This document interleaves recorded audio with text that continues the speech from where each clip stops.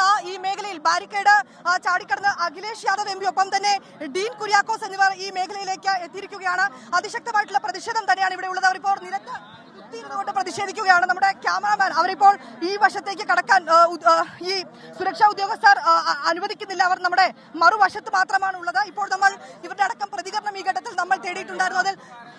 അതിൽ അവർ പറയുന്നത് ശക്തമായിട്ടുള്ള പ്രതിഷേധവുമായി ഞങ്ങൾ മുന്നോട്ട് പോകുമെന്നുള്ളത് തന്നെയാണ് അവർ പറയുന്നത്. നമുക്ക് ആ ദൃശ്യങ്ങളിൽ കാണാൻ കഴിയുന്നതുപോലെ തന്നെ അതിശക്തമായിട്ടുള്ള പ്രതിഷേധം തന്നെയാണ് മറുവശത്ത് ഉയരുന്നത്. ഇപ്പോൾ ഈ സുരക്ഷാ ഉദ്യോഗസ്ഥർ അവർ ഇത്തരത്തേക്ക് ഇതിനുള്ളിലേക്ക് നിൽക്കാൻ കഴിയില്ല. കാരണം നമുക്ക് ദൃശ്യങ്ങളിൽ കാണാൻ കഴിയുന്ന പോലെ അഖിലേഷ് യാദവ് ഒപ്പം തന്നെ ഡീൻ കുര്യാക്കോസ് എന്നിവർ ഈ ബാരിക്കേഡ് മറികടന്ന് ഇവർ ഈ വശത്തേക്ക് എത്തിയിരിക്കുകയാണ്. നമുക്ക് അതാണ് ദൃശ്യങ്ങളിൽ കാണാൻ കഴിയുന്നത്. അതിശക്തമായിട്ടുള്ള പ്രതിഷേധം തന്നെയാണ് ഇവിടെ നടക്കുന്നത്. ഇപ്പോൾ ഈ സുരക്ഷാ സൈന്യം അവർ ഈ നിലത്ത് കുത്തിയിരിക്കുന്നത് നമ്മുടെ ദൃശ്യങ്ങൾക്ക് ഞാൻ നിൽക്കുന്നതിന് പുറകിൽ ഇവിടെ അഖിലേഷ് യാദവ് ഒപ്പം തന്നെ ഡീൻ കുര്യാക്കോസ് അവർ അവിടെ നിലത്തിരുന്നുകൊണ്ട് അവർ പ്രതിഷേധിക്കുകയാണ്. അവരുടെ കയ്യിൽ പ്ലക്കാർഡുകളുണ്ട്. പക്ഷേ അവർ ഇവിടെ നിന്ന് പുറത്തേക്ക് കൂട്ടാളി സംഘമായി മാറിക്കൂടാ. ഇലക്ഷൻ കമ്മീഷൻ ചെയ്യേണ്ടത് ഈ രാജ്യത്തെ ജനങ്ങളുടെ അവകാശങ്ങൾ, വോട്ടവകാശം സംരക്ഷിക്കാനുള്ള പ്രവർത്തനമാണ്.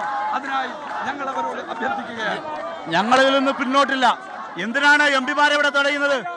തെരഞ്ഞെടുക്കപ്പെട്ട ജനപ്രതിനിധികൾക്ക് ഇലക്ഷൻ കമ്മീഷൻ ആസ്ഥാനത്തേക്ക് പോകാൻ ഞങ്ങളുടെ കയ്യിൽ ആയുധങ്ങളൊന്നുമില്ലല്ലോ.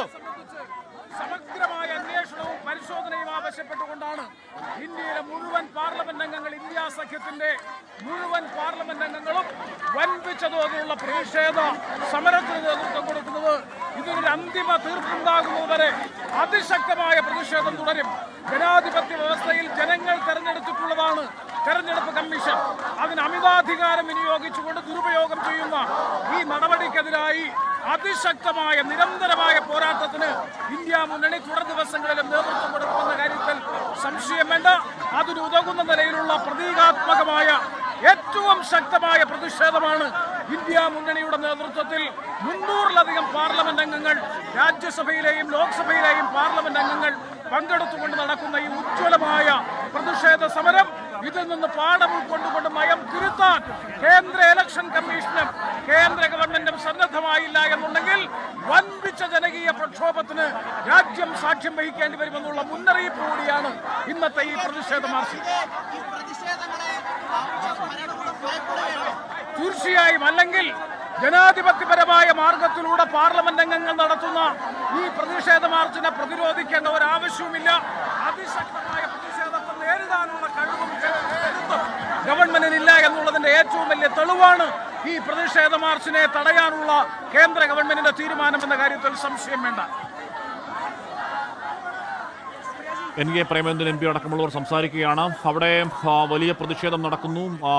ഇന്ത്യ സഖ്യത്തിന്റെ സമാനതകളില്ലാത്ത വലിയ ഐക്യം ഒരുപക്ഷെ ലോക്സഭാ തെരഞ്ഞെടുപ്പിന് മുമ്പാണ് അത് കണ്ടത്. ഇതിപ്പോൾ വോട്ടർ പട്ടിക അട്ടിമറിച്ചുകൊണ്ട് പല സംസ്ഥാനങ്ങളിൽ അധികാരം പിടിക്കുന്നു. കഴിഞ്ഞ ലോക്സഭാ തെരഞ്ഞെടുപ്പ് ഒരു മാനിപ്പുലേറ്റഡ് വിജയമാണ്. അത്തരത്തിൽ വഞ്ചനാപരമായ മാർഗ്ഗങ്ങൾ ഉപയോഗിച്ച് നേടിയ വിജയമാണെന്ന ആരോപണം ഉന്നയിച്ചുകൊണ്ടാണ് പ്രതിപക്ഷത്തിൻ്റെ മാർച്ച്. പ്രിയങ്ക ഗാന്ധി അടക്കമുള്ള അവിടെ വനിതാ എംപിമാർ അവിടെ കുത്തിയിരുന്ന് പ്രതിഷേധിക്കുന്നുണ്ട്. മഹുവാമിത്ര അടക്കമുള്ള നേരത്തെ ബാരിക്കേഡിന് മുകളിൽ കയറുന്നുകൊണ്ട് ഇലക്ഷൻ കമ്മീഷൻ ചോർഹെ എന്ന മുദ്രാവാക്യം ഉയർത്തുന്നത് കണ്ടു. രാഷ്ട്രീയ മുദ്രാവാക്യം അടക്കം മുഴക്കം ഡൽഹിയിൽ സമരകാഹളം തീർക്കുന്നു ഇന്ത്യ സഖ്യം എന്ന കാര്യത്തിൽ തർക്കം വേണ്ട. വലിയ ശക്തി പ്രകടനം കൂടിയാകുന്നുണ്ട്. ബീഹാറിലെ SIR എന്ന് പറയുന്ന വളരെ പെട്ടെന്ന് നടപ്പാക്കി തെരഞ്ഞെടുപ്പിന് തൊട്ട് മുമ്പ് അധികകാലമില്ല നടപ്പാക്കുന്ന അതിതീവ്ര പരിഷ്കരണം. ആ പരിഷ്കരണത്തിൻ്റെ പേരിൽ ലക്ഷക്കണക്കിന് വോട്ടർമാരെ കൂട്ടത്തോടെ ഒഴിവാക്കൽ, Aadhaar card, election ID, ration card പോലെ എല്ലാവരുടെയും കയ്യിലുള്ള ഉണ്ടാവേണ്ട രേഖകളുടെ വിശ്വാസതയില്ലെന്ന് പറഞ്ഞാൽ അത് മൂന്നും ഒഴിവാക്കി വേറെ ഏതോ രേഖകൾ ഉൾപ്പെടുത്തി ആൾക്കാരെ കൂട്ടത്തോടെ വെട്ടിയൊതുക്കുന്നത് അത് ഈ ഭരണകൂടത്തിന് വോട്ട് ചെയ്യാത്ത ആൾക്കാരെയാണെന്ന് പ്രതിപക്ഷം ആരോപിക്കുന്നു. ആരോപണമൊക്കെ ഉയർത്തിക്കൊണ്ടാണ് ആ പ്രതിഷേധം ഉണ്ടാകുന്നത്. അതിന് ഇലക്ഷൻ കമ്മീഷൻ മറുപടി പറഞ്ഞേ മതിയാവുകയുള്ളൂ എന്നുള്ളതാണ് പ്രതിപക്ഷത്തിൻ്റെ ന്യായമായ ആവശ്യം. ഉറപ്പായും ഒരൊറ്റ മണ്ഡലത്തിൽ മാത്രം 1,52,000 അല്ലെങ്കിൽ 1,00,000 പരം കള്ളവോട്ട് എന്ന് പറയുന്നത് സത്യമാണെങ്കിൽ അത് ഗുരുതരമാണ്, ഭീകരമാണ്. ആ ഭീകരാവസ്ഥ അങ്ങനെ ഇല്ല എന്ന് അങ്ങനെ ഇല്ലെങ്കിൽ വിശദീകരിക്കേണ്ടത് ഈസിയാണ്. അതല്ലാതെ ഏതെങ്കിലും ചട്ടം പറഞ്ഞ് അതിന് മറുപടി പറയാൻ ശ്രമിച്ചാൽ അതിന് മറുപടിയാവില്ല എന്ന് പ്രതിപക്ഷം പറയുന്നുണ്ട്. വിനിത വിജയരുന്നു. വിനിത, ഇത് കഴിയുമ്പോൾ 30 പേരെ കാണാനാണ് EC അനുവാദം കൊടുത്തിരിക്കുന്നത്. അതിന് തയ്യാറാണോ പ്രതിപക്ഷം? അതോ എല്ലാവരെയും കാണണം എന്നാണോ പ്രതിപക്ഷം പറയുന്നത്?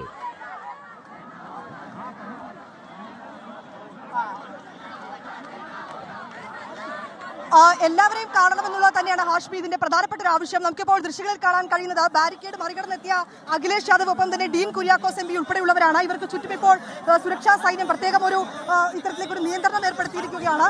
അതീവ ജാഗ്രതാ നിർദ്ദേശം തന്നെയാണ് നൽകിയിരിക്കുന്നത്. ഇത്തരത്തിലേക്ക് നമുക്ക് ദൃശ്യങ്ങളിൽ കാണാൻ കഴിയുന്ന പോലെ ശക്തമായിട്ടുള്ള പ്രതിഷേധവുമായി മുന്നോട്ട് പോകുമെന്ന് തന്നെയാണ് MP പറയുന്നത്. നമുക്ക് അവരോട് സംസാരിക്കാൻ പോലും കഴിയാത്ത തരത്തിൽ അത്രത്തോളം ഒരു നിയന്ത്രണം കൂടി ഇവിടെ ഏർപ്പെടുത്തുന്നുണ്ട്. ഒപ്പം തന്നെ നമുക്ക് ആ ദൃശ്യങ്ങളിൽ കാണാൻ കഴിയുന്ന പോലെ തന്നെ ഏറെ നേരമായി ഇവർ നിലത്ത് കുത്തിയിരുന്നുകൊണ്ട് പ്രതിഷേധിക്കുകയാണ്. ലോകത്തെവിടെയായാലും ഏത് സമയത്തും 24 വാർത്തകളും ഓഗ്മെന്റഡ് റിയാലിറ്റി പാക്കേജുകളും എക്സ്പ്ലെയിനറുകളും വിശദമായി കാണാൻ ഞങ്ങളുടെ യൂട്യൂബ് ചാനൽ നിങ്ങൾക്ക് സബ്സ്ക്രൈബ് ചെയ്യാം.